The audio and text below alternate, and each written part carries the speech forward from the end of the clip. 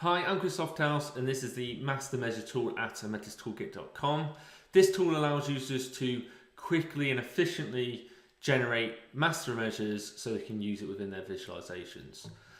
This works best when you have Qlik Sense open in another tab and you can just push the master items across. If you don't want to do that, you can just copy the expressions, but obviously you still have to set up each individual master item, and it's a bit more manual work. So there is a big time saving if you just connect your site to the ometistoolkit.com website. So this is the app that I'm going to connect to. You can see that I've got no master items there at the moment. So let's start generating them. So first thing I'm going to do is to connect to the application. So I'm just going to pass in the Qlik Sense Essentials app, which is what I'm connecting to, and that'll just load in things like my field names and give me that ability to push the metrics across, as simple as just clicking a button. It will immediately appear in your master measure library, so we can start using that.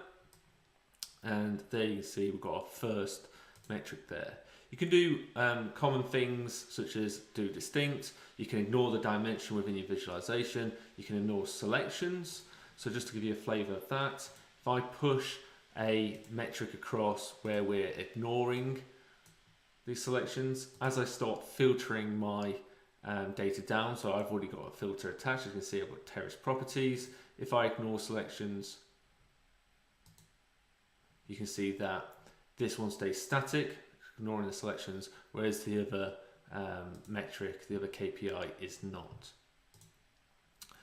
Equally, you can do more complex things such as calendar limitations. So if I want to limit the date range down based on the data transfer field, we can do things like a rolling period, and we can refer to either the current date, the max date in the data set, or the max date less than or equal to today if you've got budgets in there as well.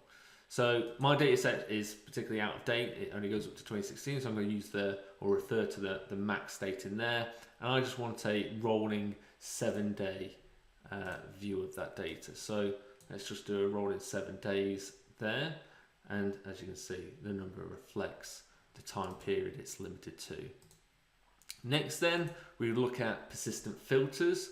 This allows users to efficiently add set analysis, more complex set analysis that Qlik Sense currently offers in the November 2018 release. So here we can do things like limit the property type down to where it equals terraced properties. Equally, what we can do is we can say we're only interested in sales prices that is less than or equal to £1 million. If I push that across now, we should see a sales price. And it's worth noting that for any of these, you can just hover over the information icon and it'll show you what that looks like. So we'll add the sales price in there. And again, that's just for sale. That's for house sales that are less than £1 million each, and for terrace properties. To prove it, we can go into the search. We can apply our terrace properties field filter. So now we've got to our 109, and then if we also search on the sales price, we can reduce that down to £1 million, and there you can see the number reflects what we've predefined our persistent filters to be.